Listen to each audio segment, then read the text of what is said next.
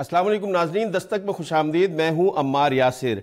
नाजरीन, इक़्तिदार के ऐवानों से कुछ अच्छी खबरें भी आ रही हैं, साथ में अपोजिशन के लिए स्पेशली कुछ परेशान कुन खबरें भी हैं। मईशत के हवाले से बहुत अच्छी खबरें आ रही हैं और दीगर मामलात में भी आज कौमी असम्बली में जो सियासी मामलात हैं उनमें भी काफ़ी बेहतरी हमें नज़र आ रही है जैसे जैसे वक्त गुजरता जा रहा है। जब ये हुकूमत बरसर इक़्तिदार आई थी और 3 माह गुजरे और 100 रोज़ मुकम्मल होने के बाद इस हुकूमत पर काफ़ी तनकीद की गई कि 100 रोज़ में इस हुकूमत ने कोई ख़ास काम नहीं किया, लेकिन जैसे जैसे वक्त गुजरता जा रहा है हालात में बेहतरी नज़र आती जा रही है। आज कौमी असम्बली का इजलास हुआ जिसमें साद रफ़ीक साहब को साद रफ़ीक साहब ने उस इजलास में शिरकत की। स्पीकर कौमी असम्बली ने गुज़श्ता रोज़ उनके प्रोडक्शन ऑर्डर्स जारी किए थे, जिसके बाद आज साद रफ़ीक साहब पेश हुए, आज हाजिर हुए स्पीकर उधर कौमी असम्बली में। उन्होंने खिताब भी किया और खिताब में उन्होंने ये बात भी कही कि नैब के जो लोग हैं उनका रवैया दौरान हिरासत उनके साथ काफ़ी माकूल था। उनका कहना यह था कि चोर चोर एक दूसरे को सियासतदान ना कहें वरना मामलात कहीं और चले जाएंगे।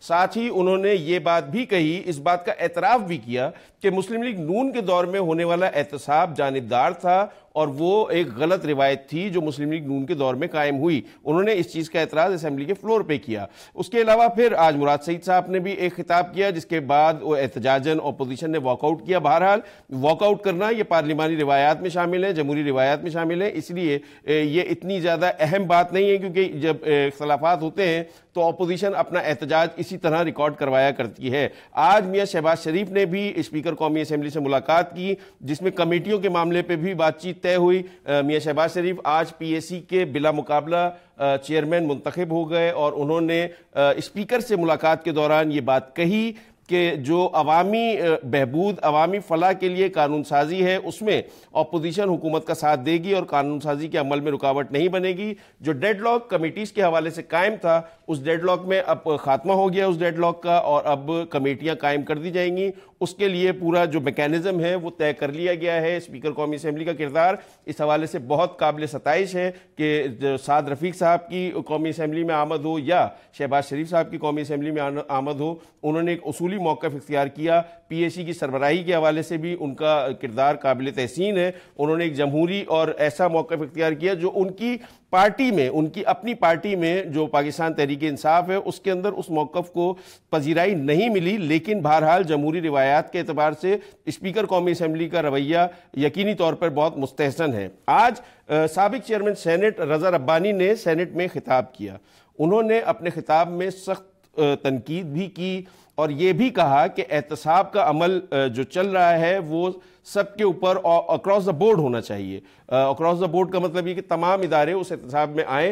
उनका कहना यह था कि अगर हर इदारे के एहतसाब का अपना तरीका है तो सियासतदानों का एहतसाब भी सियासतदान करें, यानी पार्लिमानी सतह पर उनका कोई एहतसाब किया जाए। अब इसकी क्या वजूहात हैं, क्यों उन्होंने ये बात कही? खारजा पॉलिसी के हवाले से भी उनके कुछ तहफ़्फ़ुज़ात थे। उन्होंने ये भी कहा कि खारजा पॉलिसी जो है वो पार्लिमान में बननी चाहिए और पार्लिमान के सामने पेश की जानी चाहिए। बेसिकली जो वज़ीर खारजा शाह महमूद कुरैशी साहब ने अपने खिताब के दौरान एक जुमला कहा था कि जो कुछ बातें ऐसी हैं जो वो हाउस में बयान नहीं कर सकते, उस पर ये बात रज़ा रब्बानी साहब ने फरमाई कि अगर हाउस में बयान नहीं हो सकती क्योंकि खारजा पॉलिसी एक हाउस जो है उसके अंदर ये बयान की जानी चाहिए। चेयरमैन सेनेट रहे हैं रज़ा रब्बानी साहब, एक बहुत वोकल आदमी हैं और कारकुन सियासतदान हैं, कारकुन के लेवल से स्टार्ट हुए थे और उनकी बात को बहुत वज़न दिया जाता है। जब वो चेयरमैन सेनेट थे उन्होंने कई रिवायात वहाँ कायम की और आर्मी चीफ को भी उन्होंने सेनेट में दावत दी थी, वो तशरीफ़ लाए थे और वहाँ पे उन्होंने अरकान पार्लियामेंट को ब्रीफिंग भी दी थी। आज हम इसी हवाले से गुफ्तगू करेंगे जो भी पॉलिटिकल सिचुएशन चल रही है। मईशत के हवाले से भी बहुत अच्छी खबरें हैं। मुत्तहिदा अरब इमारात की तरफ से पाकिस्तान को $3 अरब की इमदाद का ऐलान किया गया है, जो 3 इमदाद नहीं है, बेसिकली ये $3 अरब पाकिस्तान के ख़जाने में मुत्तहिदा अरब इमारात की तरफ से जमा करवाए जाएंगे। वज़ीर आज़म इमरान खान ने UAE के काम का शुक्रिया अदा किया है कि एक मुश्किल वक्त में जब पाकिस्तान को इस वक्त ज़रूरत है मुआशी बैलेंस की, मुआशी सतह पर उनको मदद की ज़रूरत है, तो UAE ने साथ दिया। सऊदी अरब ने इससे पहले सऊदी अरब की तरफ से भी $2 अरब स्टेट बैंक में जमा करवाए जा चुके हैं। अब ये जब आएंगे तो यकीनी तौर पर पाकिस्तान की मुआशी सूरत हाल बेहतर होगी और उसके बाद शायद IMF के पास जब हम जा रहे हैं तो उसके अंदर शायद निगोशिएशन में हमें कुछ फ़ायदा हो, हम निगोशिएटिंग हमारी पोजीशन बेहतर हो जाए। आज वज़ीर आज़म इमरान खान ने एक और जो वज़ीर आज़म हाउस के हवाले से बात हुई थी कि वज़ीर आज़म हाउस को यूनिवर्सिटी का दर्जा दिया जाएगा, आज उस हवाले से भी पेशरफ्त हुई है। तो देखा जाए तो आहिस्ता आहिस्ता ये मौजूदा हुकूमत अब ट्रैक पे आ रही है, काम होना शुरू हो रहा है, लोगों को अब नज़र आना शुरू हो रहा है। तो यकीनी तौर पर आइंदा आने वाले दिनों में कुछ मज़ीद अच्छी खबरें भी आएंगी और लोग जो सरमायादार या सरमायाकार या जो आम आदमी कुछ परेशानी का शिकार है मौजूदा हुकूमत के आने के बाद से, जो मुआशी प्रॉब्लम्स हैं पाकिस्तान को, उसके हवाले से भी कुछ बेहतर हमें खबरें मिलेंगी और आने वाले वक्त में यकीनी तौर पर ऐसा अब ये महसूस होता है कि मामला बेहतरी की तरफ जाएंगे। हमारे साथ मौजूद हैं major general retired Aijaz Awan साहब, उनसे बात करते हैं, उनसे जान लेते हैं कि आज रज़ा रब्बानी साहब ने जो गुफ्तगू की, साद रफ़ीक साहब ने जो गुफ्तगू की, ओवरऑल जो तमाम मामला हैं उसके हवाले से हम उनसे बात करेंगे। जनरल साहब अस्सलाम वालेकुम। वालेकुम सलाम।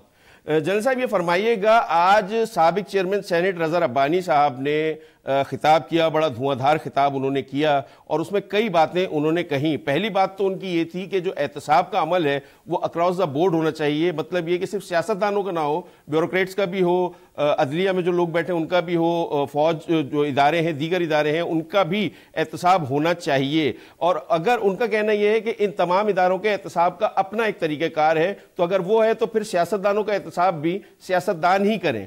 आप इसको किस तरह देखते हैं, इस पर किस तरह रिएक्ट करेंगे आप इस बात पर?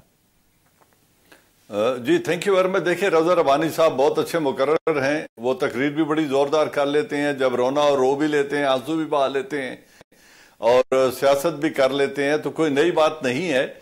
उनका ये मुतालबा जो है बिल्कुल दुरुस्त है, लेकिन अक्रॉस द बोर्ड क्या नहीं हो रहा है? क्या इस वक्त जो पीटीआई के 2 वज़रा फारिग नहीं हो चुके? क्या उनके मरकजी जो किरदार हैं वो फारिग नहीं हो सके, नहीं हो चुके नैब की वसातत से? इसी तरह पीएमएलएन का हो रहा है, पीपल्स पार्टी की जो टॉप लीडरशिप है उनका एहतसाब हो रहा है, बाकी सब की भी हो रहा है। लेकिन देखना यह होता है कि जब भी आप कोई काम करते हैं तो आप अपनी प्रायोरिटी सेट करते हैं। जो लोग सबसे अहम ओहदों पर रहे हैं, जिन लोगों ने अपने हल्फ की पासदारी नहीं की, जिन लोगों की करप्शन ने मुल्क की जड़ों को खोखला कर दिया, मुल्क की इकोनॉमी को तबाह कर दिया, पहले उनको पकड़े। ये छोटे लोगों का एहतसाब तो नैब पिछले 10 सालों से कर रहा है। पटवारी भी पकड़े गए, तहसीलदार भी पकड़े गए, थानेदार भी पकड़े गए, तो छोटे मोटे लोगों का एहतसाब तो पहले होता रहता है। तो अब उनका चीखना चिल्लाना समझ आ रहा है। ये एहतसाब जो बिल्कुल दुरुस्त डायरेक्शन में जा रहा है। मुल्क की अदालतें आजाद हैं, आजाद अदारे कर रहे हैं, हुकूमत नहीं कर रही। सुप्रीम कोर्ट ऑफ पाकिस्तान कर रही है, नैब कर रही है, एहतसाब की अदालतों में केसेस चल रहे हैं। किसी मार्शल लॉ का दौर नहीं है, जमहूरी निजाम अपनी डगर पे ठीक चल रहा है। तो मुझे तो इसमें कुछ भी नजर ऐसी बात नहीं आती जिस पे इतना वावेला करने की जरूरत है। हाँ, जो अब इन बड़े ओहदों पर फायज लोगों का एहतसाब है वो अदालत ने करना है। अवाम जेल नहीं भेज सकते, अवाम लूटी हुई दौलत वापस नहीं ला सकते, अवाम जो बाहर मुल्कों में दौलत रखी गई है उसके अकाउंट स्विट्जरलैंड और इंग्लैंड से अवाम नहीं मंगा सकती, हुकूमत नहीं मंगवानी है। ये जो एक्स्ट्राडिशन ट्रीटीज हैं ये हुकूमत करती है, इंफॉर्मेशन शेयरिंग के मुआहदे हुकूमत करती है। तो जो हुकूमत के करने के काम है वो हुकूमत करेगी, जो अदालत के करने के हैं वो अदालत करेगी। अवाम का सिवाय वोट के उनका और कोई किसी ताकतवर आदमी पे हाथ वो नहीं डाल सकते। आपने अशर तो देख ही लिया है, एक कैमरामैन का अशर आपने देखा जो प्राइम मिनिस्टर के सिर्फ साबका वजीर आजम के गार्ड्स के नजदीक गया है। इससे पहले कितने ऐसे हादसे हो चुके हैं। जो वजीर आजम गिलानी साहब थे लाहौर में, जब उनके गार्ड जा रहे थे तो ईद पे गोश्त ले जाने वाले बच्चे को गोली मार दी गई थी। इन लोगों का एहतसाब अवाम करेंगे। जो सदके और अतिये में दिए जाने वाले हार चुरा के अपने घर ले जाते हैं, जो सियासत में आए हैं तो इनकी दौलतें 10 गुना हो गई हैं और मुल्क कंगाल हो गया है। तो देखना यह है कि किन लोगों को पहले पकड़ना है। मैं समझता हूं एहतसाब बड़ी दुरुस्त सिमत में जा रहा है। बट जनरल साहब एक बात यह भी तो है कि सियासतदानों का एहतसाब तो गुज़श्ता 70 सालों से हो रहा है और आसिफ अली जरदारी साहब खुद भी क्लेम करते हैं कि 11 साल वो जेल में रहे हैं। पीटीआई के अपने एक वजीर फैसल वाडा ने एक प्रोग्राम में ये बात कही कि आसिफ अली जरदारी साहब तो 11 साल जेल भुगत चुके हैं और एक जुर्म की 2 सजाएं नहीं हो सकती। तो देखा जाए तो वो एक तरह से बात तो कहीं ना कहीं कुछ ना कुछ तो दुरुस्त है उनकी। देखिए, जेल में जाना कोई एजाज की बात नहीं है। वो जेर तफ्तीश रहे हैं, जेल में रहे हैं, फिर जब एक एनआरओ हो गया और उनको छोड़ दिया गया, और फिर जब वो इख्तियार में आए तो उन्होंने नैब के तभी 82 प्रोसिक्यूटर्स को चेंज कर दिया और अपने तमाम केसेस जल्दी जल्दी सेटल करवाने शुरू किए थे, क्योंकि आरसीडी का जो था, ये जो मुआहिदा था बिटवीन आरसीडी नहीं, ये डेमोक्रेसी का सीओडी वाला, between PMLN and Peoples Party, इसके तहत बिल्कुल इसके तहत एक दूसरे को तहफ्फुज देने का मुआहिदा था, एक दूसरे को न छेड़ने का मुआहिदा था, उसके तहत इन्होंने अपनी सेटलमेंट की। आप मुझे बताएं, क्या फ्रांस की अदालत पाकिस्तान के अंडर थी जैसे सजा सुनाई थी? वो $60 मिलियन क्यों नहीं वापस, 60 मिलियन पाउंड क्यों वापस नहीं आए? क्योंकि उस वक्त के प्रेसिडेंट मुशर्रफ साहब ने इनके साथ समझौता कर लिया था। तो ये पाकिस्तान को हर एक ने लूटा है, पाकिस्तान पे एनआरओ हुए हैं, पाकिस्तान के हिसाब से समझौता हुआ है। अगर नहीं हुआ तो अवाम के साथ नहीं हुआ और मुल्क के साथ किसी ने समझौता नहीं किया। सर, रज़ा रब्बानी साहब ने परवेज मुशर्रफ साहब का भी जिक्र किया, अब आपने जिक्र किया तो हम भी थोड़ा सा उनका जिक्र कर लें कि उनके खिलाफ भी अदालत में कार्रवाई चल रही है, लेकिन उसके अंदर जो है इतना को खास वो नहीं है और वो मुल्क से बाहर बैठे हुए हैं, ऑल्दो कि वो बीमार हैं और ये बात सबको मालूम है क्योंकि उनके वीडियो पैगामात भी आए हैं और शदीद अलील हैं, लेकिन उसके बावजूद भी जब अगर अक्रॉस द बोर्ड की बात होती है तो वो भी, उनको भी अदालत में पेश तो होना चाहिए। बिल्कुल उनका एहतसाब होना चाहिए, अदालत में उनके ऊपर मुकदमा चलना चाहिए और चल रहा है। उनको भी वापस आना चाहिए, हुसैन हक्कानी को भी वापस आना चाहिए, इसहाक डार को भी वापस आना चाहिए, साबका वजीर आजम नवाज शरीफ के दोनों बच्चों को वापस आना चाहिए, शहबाज शरीफ के दामाद और बेटे को वापस आना चाहिए, जितने लोग, अयान अली को वापस आना चाहिए, जितने लोगों पर मुकदमे और जो अदालतों से भागे हुए हैं बशमूल प्रेसिडेंट मुशर्रफ, सबको वापस आना चाहिए और अदालतों को फेस करना चाहिए। इस मुल्क की सलामती के लिए, इस मुल्क को बचाने के लिए कितने लोग कब्रों में उतर गए हैं, 22-22 साल के बच्चे कब्रों में उतर गए हैं, वो अपनी जानें दे के इस मुल्क को बचाएं और ये लोग ईवानों में बैठकर इस मुल्क को दोनों हाथों से लूटे। इस मुल्क की ट्रेजेडी ये है कि इसको लूटा साहिब इक्तदार तबके ने है, चाहे वो जनरल बन के इक्तदार में आए हैं, चाहे वो पॉलिटिशियंस बन के इक्तदार में आए हैं, सब साहिब हैसियत लोगों ने इस मुल्क को लूटा है और सबका एहतसाब होना चाहिए। जनरल असलम बेग का मुकदमा भी सुप्रीम कोर्ट ऑफ पाकिस्तान में है, उसको भी चलना चाहिए। जो नेवल चीफ थे जिन्होंने उस वक्त नैब में प्ली बारगेन की थी, उनको भी सजा हो चुकी है। तो जनरलों का भी एहतसाब हुआ भी है, हो भी रहा है और होना भी चाहिए। कोई भी शख्स किसी अदारे से बड़ा नहीं है और कोई अदारा किसी मुल्क से बड़ा नहीं है। जनरल साहब, हमें यहाँ पे एक ब्रेक लेना है, ब्रेक के बाद हम मजीद गुफ्तगू करेंगे। नाज़रीन, एक ब्रेक प्रोग्राम में शामिल करेंगे जनरल साहब से इस मजीद इसी हवाले से जो एहतसाब का अमल चल रहा है उस पर सियासतदानों को एतराज़ात हैं, सिर्फ अपोजिशन के, और कुछ लोग हैं जैसे साद रफीक साहब ने भी आज फरमाया असेंबली में कि मुस्लिम लीग नून के दौर में होने वाला एहतसाब भी शफाफ नहीं था। एक ब्रेक नाज़रीन प्रोग्राम में शामिल करते हैं, ब्रेक के बाद दोबारा हाजिर होंगे।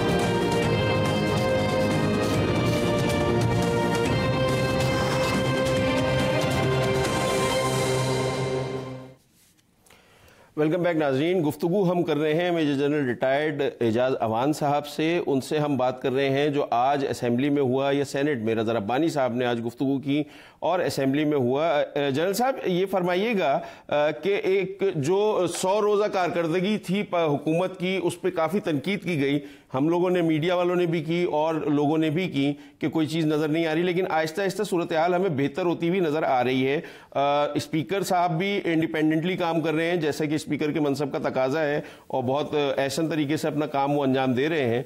आज ख्वाजा साद रफीक साहब को प्रोडक्शन ऑर्डर के ज़रिए लाया गया असेंबली के अंदर, वो आए और उन्होंने एक तकरीर की जिसमें उन्होंने कहा कि ठंडे दिल से सोचें कि हम पाकिस्तान को कहाँ ले जा रहे हैं। किसको ये कह रहे थे, कौन उनका मुखातिब था, आपके ख्याल से किससे वो ये बात कर रहे हैं और कहाँ जा रहा है पाकिस्तान? देखें, जैसे आपने कहा, हम लोग बहुत जल्दी नतीजे निकालना चाहते हैं, ये हमारी जल्दबाजी हमारे मजाज में है, मेरे समेत सब पाकिस्तानियों के मजाज में है। देखें हो क्या रहा है, क्या जमहूरियत के तीसरे इंतखाब होकर एक जमहूरी पार्टी इक़्तिदार में नहीं है? क्या ईवान अपना काम नहीं कर रहा? जैसे आपने कहा कि क्या असेंबली नहीं चल रही, क्या असेंबली में आज एक बड़ी अच्छी शुरुआत नहीं हुई कि एक अपोजिशन लीडर जो अंडर ट्रायल है, जिनके ऊपर करप्शन के केसेस चल रहे हैं, जो अंडर इंटेरोगेशन है, क्या उनको आज पब्लिक अकाउंट्स कमेटी का चेयरमैन बिला मुकाबला मुंतखब नहीं कर दिया गया? क्या ईवान का कारोबार नहीं चल रहा? क्या दोनों आदमियों को जो रिमांड पर थे, रिमांड पे होने के बावजूद उन्हें असेंबली में आने के लिए कॉल किया गया और वो असेंबली में बैठे इरशाद रफीक साहब भी और शहबाज शरीफ भी। हालांकि प्रोडक्शन ऑर्डर्स के लिए बड़ा वाजे लिखा हुआ है कि जब कोई नेशनल अहमियत की कानून साजी हो रही हो या किसी कौमी अहमियत के इशू पर वोटिंग हो रही हो तो फिर हर आदमी का हाजिर होना जरूरी है। लेकिन किसी भी जो बंदा रिमांड के ऊपर है, हर एमएनए या एमपीए का जो रिमांड पे हो उसका हाजिर होना जरूरी नहीं होता। लेकिन एक अच्छी शुरुआत की गई है, फिर उनको अज़ारे ख्याल की मुकम्मल आज़ादी दी गई है। आज जो कुछ मुराद सईद ने भी कहा, उन्होंने कोई गैर पार्लिमानी लैंग्वेज नहीं कही, उन्होंने किसी को नहीं कहा कि कोई शर्म होनी चाहिए, कोई हया होनी चाहिए, ऐसा कोई लफ्ज इस्तेमाल नहीं किया। किसी औरत के लिए डेरोगेटरी रिमार्क्स नहीं दिए। उन्होंने यही कहा है कि एहतसाब हर बंदा अपनी मर्जी का चाहता है, जज भी अपनी जस्टिस अपनी मर्जी के चाहते हैं, जिस पर उन्होंने वॉकआउट किया। ये भी एक तरीका है, आईनी तरीका है, ये भी एक सियासी रवैया है। वॉकआउट पार्टियां करती रहती हैं, अपना एहतजाज रिकॉर्ड कराती रहती हैं। तो मैं समझता हूं फॉरेन पॉलिसी बड़े बेहतरीन डगर पे चल रही है। असेंबली जो है, प्रोविंशियल असेंबलीज हो या कौमी असेंबली, बिल्कुल ठीक काम कर रही है। फॉरेन पॉलिसी बहुत बेहतरीन है। रीजनल सिक्योरिटी एनवायरनमेंट बहुत इंप्रूव हो रहे हैं। जो अपने फ्रेंड्स को रीच आउट किया है प्राइम मिनिस्टर इमरान खान ने, जिस तरीके से डिप्लोमेसी कामयाब कर रहे हैं, चाइना ने मदद की, सऊदी अरेबिया ने मदद की, एमिरेट्स ने मदद की, मलेशिया मदद कर रहा है, कतर मदद को आ रहा है। तो अगर आपने IMF में जाने की बजाय अपने दोस्तों से मदद ले ली है तो उसको ये रंग देना कि वो भीख मांगने जा रहे हैं, भाई भीख मांगने के काबिल कौन करके गया है इस मुल्क को? तो उन लोगों का जो है, मैं समझता हूं अदालतें आजादी से अपना काम कर रही हैं, नैब अपना काम कर रही है, सुप्रीम कोर्ट ऑफ पाकिस्तान अपना काम कर रही है, आर्मी अपनी सिक्योरिटी ड्यूटीज अंजाम दे रही है। फिर आपने सिखों की तरफ एक खैर सगाली का कदम बढ़ा के एक बहुत बड़ा डिप्लोमेटिक ओवरचर किया है टुवर्ड्स इंडिया रीजनल पीस के लिए। इसी तरह अमेरिका की मदद करके अफगानिस्तान में अमन कायम करके एक अच्छी मिसाल कायम की है और मुल्ला ब्रदर को रिलीज करके डायलॉग के प्रोसेस को फैसिलिटेट किया है। आज अमेरिका 17 साल के बाद ऐलान कर रहा है कि जो 14,000 ट्रुप्स रहते थे उनमें से भी मैं 7,000 निकाल के ले जा रहा हूं। तो इन बेहतर चीजों को भी हमें देखना चाहिए। बिल्कुल। अच्छा जनरल साहब, ये फरमाइएगा, खारजा पॉलिसी के हवाले से आपने कहा कि खारजा पॉलिसी, रजा रब्बानी साहब ने भी आज खारजा पॉलिसी के हवाले से गुफ्तगू की और उन्होंने ये कहा कि जो खारजा पॉलिसी है वो पार्लियामेंट में बननी चाहिए और खारजा पॉलिसी जो है जहां बन रही है वो हमें सबको पता है कि कहां बन रही है। ये उन्होंने कहा कहां बन रही है और खारजा पॉलिसी, क्योंकि पाकिस्तान की जो सियासी तारीख है उसका अपना एक पर्सपेक्टिव है। ऑब्वियसली अफगान वॉर है, उसके अंदर कई बातें थी और ऑब्वियसली इस्टेब्लिशमेंट का खारजा पॉलिसी में इन्वॉल्व होना उस वक्त बनता था। लेकिन ये जो परसेप्शन है, जो रजा रब्बानी साहब ने भी आज फरमाया कि खारजा पॉलिसी पाकिस्तान की हुकूमत आज़ादी से नहीं बना रही, ये परसेप्शन किस हद तक दुरुस्त है और आप इसको किस तरह डिफाइन करेंगे?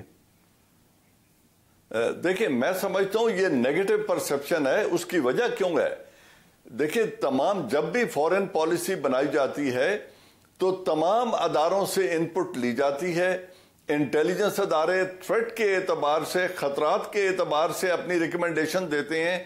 आर्मी डिफेंस की अहमियत के अपने हिसाब से अपनी रिकमेंडेशन गवर्नमेंट को देती है। इकोनॉमी वाले लोग इकोनॉमी के एतबार से देते हैं।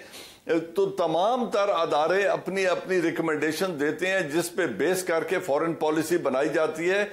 फॉरेन पॉलिसी एक ऑल एनकम्पासिंग पॉलिसी है जिसमें तमाम ममालिक के साथ, चाहे वो सफारती ताल्लुकात हो, चाहे वो इकोनॉमिक रिलेशनशिप हो, चाहे डिफेंस रिलेटेड रिलेशनशिप हो, चाहे जोग्राफियाई और कारोबारी रिलेशनशिप हो, तमाम रिलेशनशिप पे मबनी होती है और उसी से सारी चीजें फ्लो करती हैं। तो अगर किसी अदारे से इनपुट ली जा रही है तो उसकी तरफ उंगलियां उठाने से कुछ नहीं होगा। हाँ, ये जो आज वो फरमा रहे थे ना कि ईवान में बैठ के बननी चाहिए पॉलिसी, इनको बोले पिछले 5 सालों में जब CPEC हुआ तो क्या वो ईवान में लाके डिस्कस किया गया था? क्या CNG का मुआहदा जो इकोनॉमिक मुआहदा था उसको लाके डिस्कस किया गया था? क्या इनके दौर में, पीपल्स पार्टी के दौर में, जब ये बिजली पैदावारी पैदा करने वाली कंपनियों से मुआहदे हुए थे, क्या वो तमाम ट्रांसपेरेंट मुआहदे ईवान के सामने पहले रख के डिबेट किए गए थे? क्या येलो ट्रेन और ये एयरपोर्ट जो बनाया गया इस्लामाबाद का, इसके तमाम मुआहदे और पूरा कॉन्ट्रैक्ट जो है वो ईवान के सामने रखा गया था और डिबेट किया गया था? क्या पिंडी की मेट्रो और मुल्तान की मेट्रो असेंबलियों ने अप्रूव की है? तो कहने का मकसद ये है कि अपनी बारी ये सारी कदरें भूल जाते हैं और तनकीद करने के लिए एक हुकूमत को जी सब कुछ। देखिए, स्टेट क्राफ्ट एक बड़ा कॉम्प्लिकेटेड इशू है। स्टेट क्राफ्ट न तो तमाम तर पॉलिसी चौक में बैठकर डिस्कस की जाती हैं, उसमें कुछ पहलू पोशीदा होते हैं, कुछ सीक्रेट होते हैं जो कैबिनेट तक महदूद होते हैं, कुछ अदारों तक महदूद होते हैं, कुछ चीजें जो है अमूमी अवामी इंटरेस्ट की वो पार्लियामान में लाके डिस्कस की जाती हैं। मुझे बड़ी खुशी होती है अगर हमारे पार्लियामान में वो मैच्योरिटी लेवल होता कि वो बैठकर तमाम इश्यूज को डिस्कस करते। अब आप यही इसी को देख लें जो फजलुर रहमान साहब ने कल परसों अपनी एक बयान दाग दिया है। वो कह रहे हैं कि आपने सिखों के साथ ये हमदर्दी हिंदुस्तान की हुकूमत को एतमाद में लिए बगैर की है। अगर कल हिंदुस्तान बलूचिस्तान में ऐसे काम शुरू कर दे तो फिर क्या होगा? और भाई उसको बोलो तुम पाकिस्तान के सियासतदान हो या हिंदुस्तान के सियासतदान हो? उन्होंने 16 करोड़ अवाम पजीराई कर रहे हैं, हिंदुस्तान ने अपना वजीर उसमें शमूलियत के लिए उनकी गवर्नमेंट ने भेजा है और उसका दर्द जो है फजलुर रहमान को हो रहा है। तो जब इस तरह के पॉलिटिशियन मौजूद हों तो फिर तमाम की तमाम पॉलिसीज उठा के उनको यूं टेबल पे नहीं रख दिया जाता कि तमाम इश्यूज को उधर रख दिया जाए। तो मैं समझता हूं जो नीड टू नो बेसिस पे शेयर की जा रही है वो दुरुस्त है। जन साहब, एक बात ये भी है कि जब रजा रब्बानी साहब खुद चेयरमैन सेनेट थे तो उन्होंने आर्मी चीफ को खुद बुलाया था पार्लियामान में, उन्होंने खुद उनको बुला के दावत दी थी जिसमें आर्मी चीफ तशरीफ भी लाए थे और उन्होंने पार्लियामेंट और पार्लियामेंटेरियंस को ब्रीफ भी किया था। तो ये बात तो ठीक है, इदारों में अच्छे ताल्लुकात तो बहरहाल होने चाहिए। दीगर जो मुमालिक हैं हम ये देखते हैं कि अगर वो खारजा पॉलिसी की, हम भारत की अगर मिसाल ले लें तो खारजा पॉलिसी पे चाहे अपोजिशन हो चाहे हुकूमती जमात हो, जो भी हो, वो खारजा पॉलिसी पे सेम पेज पे नजर आते हैं। कोई भी जो मामला होता है उसमें वो सेम पेज पे नजर आते हैं। लेकिन हमारे यहाँ जो एक परसेप्शन है कि आज़ादी इजहार राय नहीं है, अभी हम भी गुफ्तगू कर ही रहे हैं और बहुत अहम मौजू पे और बहुत नाजुक मौजू पे गुफ्तगू कर रहे हैं, पार्लियामेंट में भी गुफ्तगू हो रही है और खुल के गुफ्तगू हो रही है, तो फिर आज़ादी इजहार राय पे पाबंदी तो कहीं पे भी नहीं है ना। फिर तो हम लोग सब बातें तो कर रहे हैं, तो क्यों हम लोग खारजा पॉलिसी पे सेम पेज पे क्यों नहीं हो जाते? देखिए, वो हमारे जो मुश्तरका मफादात हैं उन पर अगर तमाम लोग वतन के लिए सोचें, पाकिस्तान के लिए सोचें तो फिर तो पॉलिसीज बन सकती हैं। लेकिन अनफॉर्चुनेटली ये अपनी पार्टियों के और अपने सियासी मकासद को तरजीह देते हैं नेशनल इश्यूज पर। इसमें मुझे कहने में कोई आर नहीं है। आप देखें, आजादी राय इस वक्त कौन सी शख्सियत है जिस पर इस मुल्क में तनकीद नहीं कर रहे चैनल? आर्मी पर तनकीद हो रही है, अदलिया पे हो रही है, नैब पे हो रही है, प्राइम मिनिस्टर पे हो रही है, लीडर ऑफ अपोजिशन पे हो रही है, भारत के साथ जो पॉलिसी है उस पे हो रही है, अमेरिका के साथ ताल्लुकात, हमारे हर टीवी चैनल पे डिबेट हो रहे हैं, अफगानिस्तान की जो पॉलिसी है उस पर डिबेट हो रहा है। देखिए, आप जिस रीजन में रह रहे हैं, मैं आपको दावे से चैलेंज करता हूं कि इस रीजन में बैठे हुए क्या हिंदुस्तान से ज्यादा आजादी राय का हमें हक है या नहीं है? क्या हिंदुस्तान के चैनल कश्मीर में होने वाले जुल्म को दिखा सकते हैं?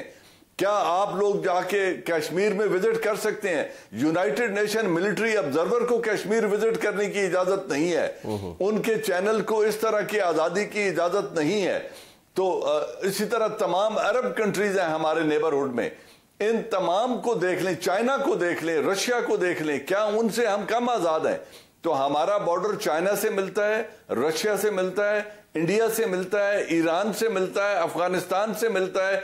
मैं समझता हूं मेरे मुल्क में बेलगाम आजादी है, मुझे भी है, आपको भी है, और हर मसले पर हम डिबेट भी कर रहे हैं और तनकीद भी कर रहे हैं। तो इससे ज्यादा आजादी और क्या हो सकती है? बिल्कुल आज़ादी तो है, लेकिन फिर हमारी इस आज़ादी के साथ जो जिम्मेदारी का अंसर साथ में आता है उसको भी तो निभाना उसको भी निभाना चाहिए कि अगर आज़ादी मिली हुई है तो उसमें थोड़ी सी जिम्मेदारी का मुजाहरा करते हुए, बिल्कुल करें तनकीद जिसने करनी है, लेकिन नाजुक मौज़ूआत पे गुफ्तगू करते हुए थोड़ी सी एहतियात अगर कर ले तो शायद जो हमारा इमेज है आलमी सतह पर वो शायद बेहतर होगा। और ये हम लोगों की भी जिम्मेदारी है, सियासतदानों की, तमाम ही पाकिस्तानियों की जिम्मेदारी है। जी बिल्कुल, यही होना चाहिए कि आजादी विद रिस्पॉन्सिबिलिटी, सहाफत की आजादी रिस्पॉन्सिबिलिटी के साथ, परफॉर्मेंस ऑफ ड्यूटीज और सियासत जिम्मेदारी के साथ। तो अगर ये जिम्मेदारी और रिस्पॉन्सिबिलिटी का अंसर जहन में रहे तो मेरे ख्याल में फिर न ईवान में खड़े होकर सीने ठोक ठोक कर तकरीरें होंगी, न औरतों की बेहुरमती होगी, न गैर मुहज़्ज़ब जबान इस्तेमाल की जाएगी, और न ही पॉलिसीज पर बेजा तनकीद की जाएगी।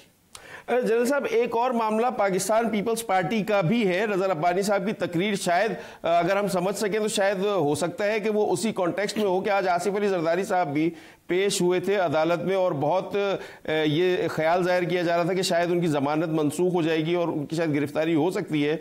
बट हमने कल ही अपने प्रोग्राम में ये बात कही थी कि शायद गिरफ्तारी नहीं होगी, वो हतमी चालान ही पेश नहीं हुआ, तो ज़मानत में तौसी उनको मिल गई। अब क्या ये जो फैसले हो रहे हैं, पीएसी के चेयरमैन बनाना, कमेटियों के मामला तय हो जाना, प्रोडक्शन ऑर्डर के जरिए सियासतदानों को ले आना, क्या हम ये समझें कि ये कोई पॉलिटिकल बार्गेनिंग हो रही है, आपस में गवर्नमेंट और अपोजिशन कोई बार्गेनिंग कर रहे हैं इन मामलों को सेटल करने के लिए?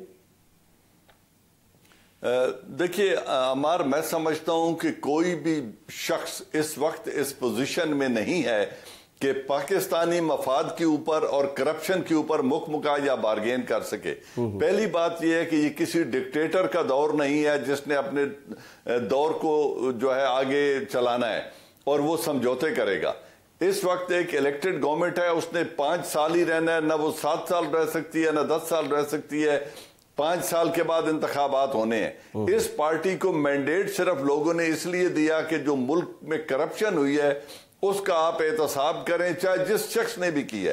अब रहे आसिफ अली जरदारी साहब या नवाज शरीफ साहब, देखें अदालतें आज़ाद हैं, नैब आज़ाद है, एहतसाब कोर्ट्स हैं, बैंकिंग कोर्ट्स अलग हैं। अगर इनके ऊपर कोई जुर्म साबित होता है तो इनकी जायदादें भी कुर्क होनी चाहिए और इनको सजा भी होनी चाहिए, और अगर जुर्म साबित नहीं होता तो ये आज़ाद होंगे और सियासत करेंगे। इसमें चीखने चिल्लाने और एहतजाज करने की और मुल्क की तहरीकें चलाने की धमकियां देने की क्या जरूरत है? जिस आदमी पे भी इल्जाम लगता है, अगर वो सच्चा है कि जी मैं अदालत में आता हूं और अपने तमाम डॉक्यूमेंट्स और रिकॉर्ड पेश करता हूं। आप नवाज शरीफ साहब का ही किस्सा ले लें, इनसे सिर्फ 4 सवाल पूछे गए हैं जो पिछले 2 सालों से ये जवाब नहीं दे रहे।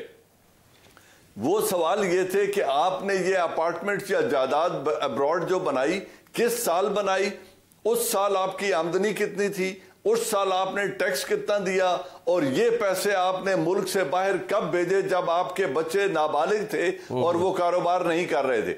अब इनके लिए अगर वो असेंबली में वजाहत देते हैं तो बाद में अदालत में जाके असेंबली में की हुई तकरीर से मुकर जाते हैं।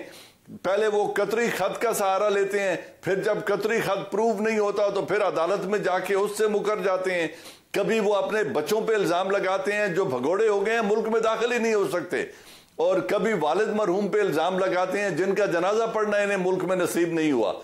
बीवी को उस घर में वफात पाई जिसको ये ओन करने से कतरा रहे हैं।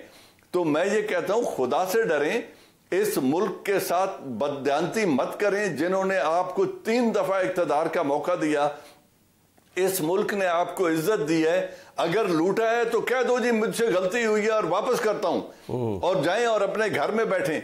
लेकिन पूरे का पूरा खानदान भगोड़ा हो चुका है, बच्चे बाहर बैठे हैं, खुद दामाद समेत और बेटी समेत जेल में रहे हैं और आप जमानत करा के फिर रहे हैं। साल में 168 दिन जो है वो अदालतों में पेश हो रहे हैं।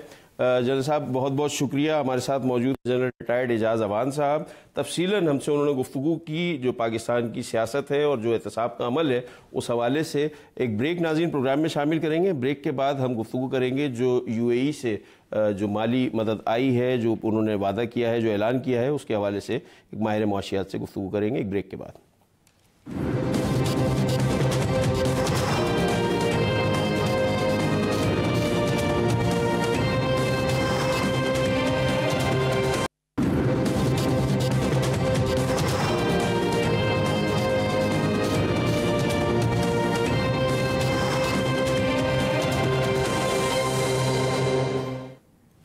वेलकम बैक नाजरीन। आज कुछ अच्छी खबरें मुआशी फ्रंट से भी हमें मिली, जब मुत्तहिदा अरब इमारात की तरफ से ये ऐलान किया गया कि $3 अरब पाकिस्तान के ख़जाने में मुत्तहिदा अरब इमारात की तरफ से जमा करवाए जाएंगे। इससे पहले सऊदी अरब की तरफ से भी एक इमदादी पैकेज पाकिस्तान को मौसूल हुआ। $2 अरब पाकिस्तान के ख़जाने में जमा कराए गए अभी तक सऊदी अरब की तरफ से, और इससे पाकिस्तान के ज़र मुबादला के ज़खायर में इजाफा होगा और पाकिस्तान की मईशत को काफ़ी सहारा मिलेगा। हमारे साथ मौजूद हैं माहिर मुआशियात शुजात मुबारक साहब। उनसे जान लेते हैं कि ये जो $3 अरब आ रहे हैं यूएई से, ये किस मद में होंगे, इसको हम किस तरह डिफाइन करेंगे। शुजात मुबारक साहब, अस्सलाम वालेकुम। वालेकुम जी। शुजात मुबारक साहब, ये फरमाइएगा कि सऊदी अरब से हमें $2 अरब मिले जो कि हमने स्टेट बैंक में पाकिस्तान के खजाने में जमा हो गए। हमें ये पता चला कि ये पैसे पाकिस्तान खर्च नहीं कर सकता, लेकिन ज़र मुबादला के ज़खायर के तौर पर मौजूद रहेंगे। अब ये जो $3 अरब का ऐलान किया गया है मुत्तहिदा अरब इमारात की तरफ से, ये किस स्टेटस, क्या स्टेटस होगा? इसको हम इमदाद कहेंगे, हेल्प कहेंगे, क्या कहेंगे इसको? Thank you very much.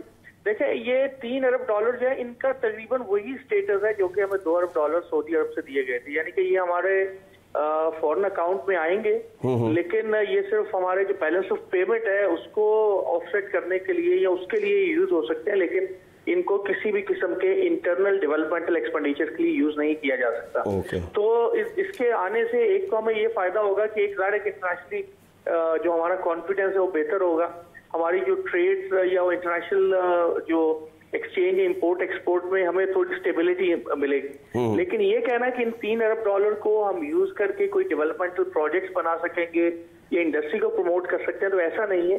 ये $3 अरब उसी तरह से दिए गए हैं जैसे सऊदीया ने हमें $2 अरब दिए। ये हमारे फॉरेन अकाउंट में होंगे, फॉरेन रिजर्व में होंगे, और खुदा न खास्ता अगर हमारे रिजर्व्स की सतह गिरती है इस लेवल तक, तो ये $3 अरब हम यूज कर सकते हैं पेमेंट के लिए। ओके अच्छा, अब शुजात मुबारक साहब ये फरमाइएगा कि ये तो पैसे आ गए, अब IMF का वफ़द भी आ रहा है, तो वो वहां पे क्या फिर कोई निगोशिएटिंग पोजीशन पाकिस्तान की बेहतर होगी इनके आने से, या सिर्फ इंटरनेशनली जो हमारे एक्सपोर्ट है या इंपोर्ट है उसके हवाले से हमें सिर्फ फायदा होगा इन पैसों का? जी बिल्कुल, आपने बड़ी अच्छी बात की कि डेफिनेटली हमारा जो नेगोशिएटिंग पोजीशन है वो तो बहुत बेहतर होगी। वो जब सऊदीया से $2 अरब आए थे, ये $3 अरब अब आ चुके हैं, यानी कि बिल जो मजमूई तौर पर $5 अरब की जो फौरन हमें आप इमदाद समझ लीजिए या कर्ज हसना समझ लीजिए, इसको ये हमें दिया गया है। इससे हमारी नेगोशिएशन की टेबल पे हमारी पोजीशन तो बेहतर होगी, लेकिन इसके बावजूद भी प्रेजेंटली इस तरह लगता है कि पाकिस्तान को IMF की तरफ जाना पड़ेगा, क्योंकि अभी तक कम से कम भी हमें कोई $5 से $6 अरब और चाहिए, क्योंकि अभी चाइना ने कोई डायरेक्टली ऐलान नहीं किया या उसकी तरफ से भी कोई ट्रांसफर अभी नहीं आए हैं। तो प्रेजेंटली, और अगर चाइना कर भी देता है इसके बावजूद भी हमें $5 से $6 अरब और चाहिए होंगे IMF से, ताकि हम थोड़ी सी हमारी एक बेहतर स्टेबिलिटी आ जाए लॉन्ग टर्म में। दूसरा ये कि IMF के पास जाना इसलिए भी थोड़ा सा इम्पोर्टेंट है कि IMF अगर हमें लोन ग्रांट करता है तो इससे एक इंटरनेशनल लेवल पे पाकिस्तान के ऊपर ट्रस्ट लोगों का, जो दूसरे कंट्रीज उनका बढ़ेगा कि IMF ने इनको लोन दिया है। तो मेरा ख्याल ये है कि गवर्नमेंट की जो स्टेटमेंट है उससे भी ये लग रहा है कि IMF की तरफ एक सॉफ्ट कॉर्नर हो रहा है। नेवरदलेस हमारी IMF से एक नेगोशिएशन की जो पोजीशन है वो बेहतर हो गई है। लेकिन मैं आपको अंदर की बात ये भी बता दूं कि IMF के लोग किसी भी सूरत में अपनी शराइत से पीछे हटने को तैयार नहीं है। उन्होंने ये कहा है कि हम चाहे आपको $1 दें या $1 अरब दें या $10 अरब दें, हमारी जो शराइत है, जो टर्म्स एंड कंडीशन है वही है। जब तक आप अपने इंटरनल डेफिसिट को कंट्रोल नहीं करते, जब तक आप अपने इंटरेस्ट रेट्स को नहीं बढ़ाते, टैक्सेस को नहीं बढ़ाते हैं, उस वक्त तक हम आपको लोन नहीं देंगे। तो ये भी एक बड़ी ड्रामेटिक सी सिचुएशन है कि एक तरफ तो हमारी नेगोशिएटिंग पोजीशन बेहतर हो गई है, लेकिन दूसरी तरफ IMF की एक बड़ी जो है सख्त पोजीशन, उसने बड़ी हार्ड पोजीशन ली हुई है। तो देखते हैं कि हमारी जो नेगोशिएटिंग टीम है किस हद तक वो कामयाब होती है IMF को एक स्टैंडर्ड पैकेज लाने में। लेकिन मैं आपको बता दूं अभी से आपके प्रोग्राम की वसादत से कि मेरा ख्याल ये है कि ये जो IMF का प्रोग्राम है in term of terms and condition ये कोई डिफरेंट नहीं होगा पुराने प्रोग्राम से। तकरीबन वही टर्म्स एंड कंडीशन होंगी जो कि पहले हमने जिन टर्म्स एंड कंडीशन पे लिया गया था लोन। ये है कि थोड़ा सा हम एक इज्जतदार तरीके से उनसे नेगोशिएशन कर रहे हैं। अच्छा शुजात साहब, आपने फरमाया कि जो टर्म्स एंड कंडीशंस हैं वो वही रहेंगी, और क्योंकि बहुत सख्त कंडीशंस हैं जो कि अब तक खबरें हमारे पास आई हैं, तो IMF ने तो ये भी मुतालबा किया है कि पाकिस्तान ने जो पहले प्रीवियसली जो कर्जे लिए हैं वो किस मद में इस्तेमाल हुए हैं वो भी बताया जाए। तो और साथ ही जो चाइना के हवाले से, जो एक CPEC के हवाले से या चाइनीज कर्जों के हवाले से बात है, उसके हवाले से भी उन्होंने कहा है। तो क्या फिर ये हमें बताना पड़ेगा उनको अगर उनसे कर्जा हमने लेना है तो? जी देखिए, एक तो IMF को पहले भी मेरे ख्याल में कुछ गवर्नमेंट के स्पोक्समैन ने उसको बड़ा क्लियरली कहा है कि हमने जो IMF से कर्जा या जितने भी पहले लिए वो हमने उनको वापस किए और वो कभी भी वो कर्जे यूज नहीं हुए। वो कर्जे इसी तरह से थे कि वो बैलेंस ऑफ पेमेंट के अगेंस्ट लिए गए थे, क्योंकि IMF की वैसे भी IMF बैलेंस ऑफ पेमेंट के लिए ही कर्जा देता है। तो वो हमने कभी भी यूज नहीं किए, बिलखुसूस जो IMF से कर्जे लिए। जहाँ जो दूसरे कर्जा जाते जो दूसरे कंट्री से लिए गए वो हमने डेफिनेटली कहीं और इस्तेमाल किए हैं। बहुत सारे प्रोजेक्ट में उनमें करप्शन भी थी, लेकिन IMF डायरेक्टली इस बारे में पूछ नहीं सकता by the virtue of the laws of IMF। इसी तरह से IMF चाइना के बारे में भी हमसे नहीं पूछ सकता और ना ही हम उसको लायबल हैं उसको बताने के। तो मेरा ख्याल ये कि इन 2 पॉइंट्स पे पाकिस्तान स्टैंड करेगा। लेकिन इसके साथ साथ IMF ने जो डिवैल्यूएशन का कहा है, अभी ये सुनने में आ रहा है कि करेंसी शायद IMF ये कह रहा है कि 160 तक या 165 तक इसको ले जाए। तो ये मेरे ख्याल में शायद हम थोड़ी सी और डिवैल्यूएशन करें आइंदा आने वाले चंद दिनों में। उसके साथ साथ ही टैक्सेस का भी IMF ने कहा है कि आप टैक्सेस थोड़े बढ़ाएं, तो इसलिए मिनी बजट का भी आपने सुना होगा कि जी मिनी बजट भी आ रहा है। तो इस तरह के जो फिस्कल मेजर्स हैं और जो मॉनेटरी मेजर्स है ये डेफिनेटली गवर्नमेंट लेगी। लेकिन कर्जा याद के हवाले से जो आपने बात की, मेरा ख्याल है कि ये गवर्नमेंट ऑफ पाकिस्तान इस बारे में बहुत ज्यादा उनके साथ वो कैंडिडेट बिहेव नहीं करेगी। बहुत बहुत शुक्रिया शुजात मुबारक साहब, माहिर मुआशियात। जो UAE से पाकिस्तान को रकम मिली है, पाकिस्तान के ख़जाने में जमा करवाई गई है $3 अरब की, उसके हवाले से हम गुफ्तगू कर रहे थे। और IMF से जो मुज़ाकरात हो रहे हैं, जो मामलात उधर हो रहे हैं, उसके हवाले से भी शुजात मुबारक साहब हमें आगाह कर रहे थे। आज के प्रोग्राम से नाज़रीन बस इतना ही। अब मुलाकात होगी पीर के रोज़ नए मौज़ूआत के साथ, आपकी खिदमत में दोबारा हाजिर होंगे। इजाज़त दीजिए, खुदा हाफिज़।